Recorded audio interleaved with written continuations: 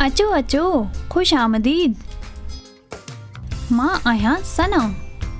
सुठो थियो तव्हां इन कंपार्टमेंट में अची वियो। मां अकेली बोर पई थियां। ट्रेन में टाइम गुज़ारण जो सुठो तरीक़ो आहे। ही ॾिसो, हिते हिकु डिस्टेंस कन्वर्जन टेबल बि लॻल आहे। 1 kilometre is equal to 1000 metres. 1 metre is equal to 100 centimetres.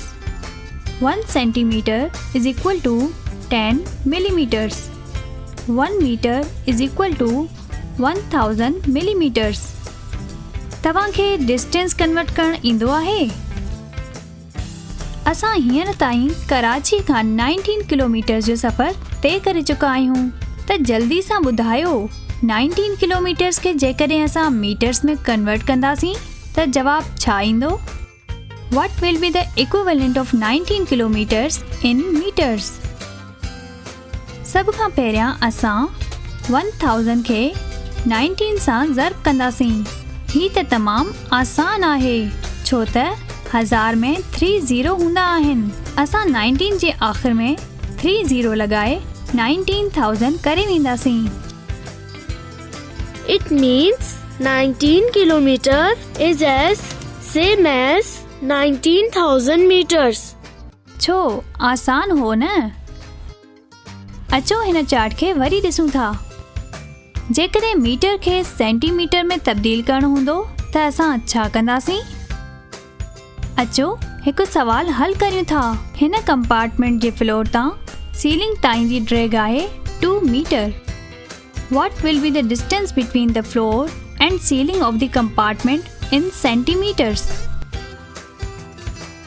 Train जे कंपार्टमेंट जी सीलिंग ऐं फ्लोर जे विच में मुफ़ासिले खे सेंटीमीटर्स में तब्दील कयो।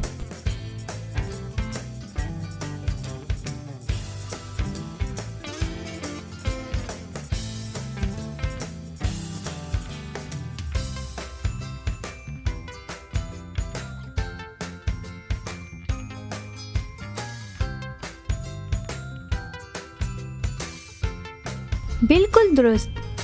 It's 200 centimetre. तव्हांखे ख़बर आहे त मां उमरकोट जो फोर्ट यानी किलो ॾिसण वञा थी, पर ही ट्रेन सिर्फ़ मीरपुर ख़ास ताईं वेंदी। अॻिते जो सफ़र असां बस ते तय कंदासीं। ही ॾिसो, मूं वटि हिकु डायरी आहे। हिन में पूरे पाकिस्तान जे शहरनि जा नाला ऐं डिस्टेंस लिखियलु आहिनि। कराची खां मीरपुर ख़ास तक़रीबन 203 किलोमीटर्स ऐं 200 मीटर परते आहे ऐं उमरकोट मीरपुर ख़ास खां 77 किलोमीटर ऐं 700 मीटर परते आहे। त जल्दी सां ॿुधायो त मूंखे कुल केतिरो मुफ़ासिलो तय करणो आहे? तव्हांखे ख़बर आहे न त कुल फ़ासिलो मालूम करण जे लाइ असांखे छा करणो आहे?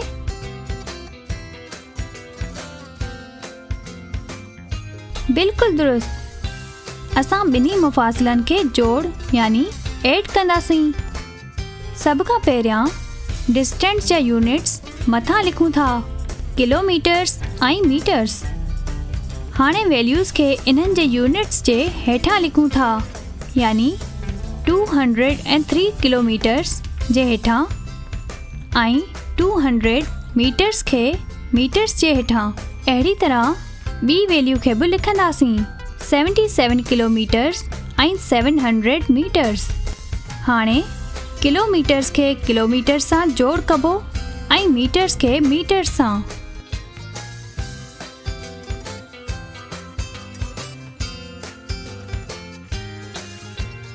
जवाब आयो 280 किलोमीटर्स ऐं 900 मीटर्स।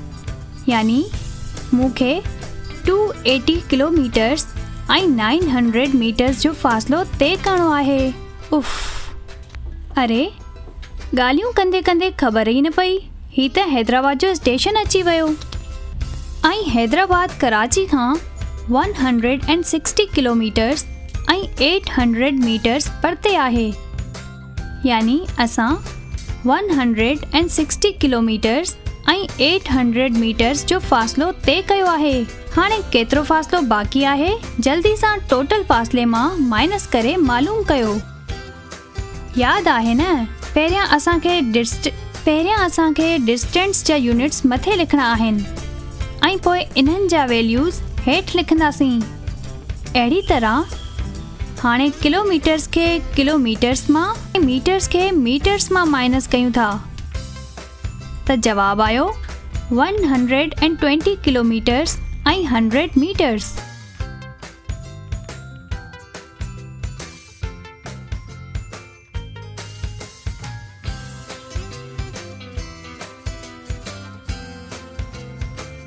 काथे तव्हां बोर त नथा थियो? त छा कयूं? हा, अचो हिकु गेम खेॾूं था। हाणे मूं तव्हांखे डिस्टेंस खे ऐड ऐं सब्सट्रैक्ट करणु सेखारे छॾियो आहे न। पोइ जल्दी सां हिन सवाल खे हल करे जवाबु ॾियो। हिन ट्रेन जे मथीं वारी बर्थ जी ड्रैग आहे 1 मीटर ऐं 65 सेंटीमीटर ऐं हेठीं बर्थ जी ड्रैग आहे 2 मीटर ऐं 5 सेंटीमीटर। ॿुधायो हेठीं बर्थ मथीं बर्थ खां केतिरी डिघी आहे?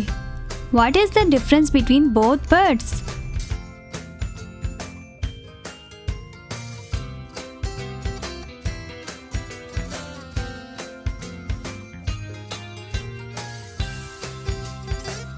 बिल्कुल सही।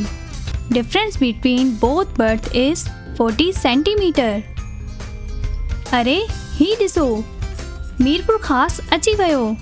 हाणे उमरकोट ताईं जो सफ़र असां बस में कंदासीं। जेसीं ताईं कुझु सवाल त हल कयो।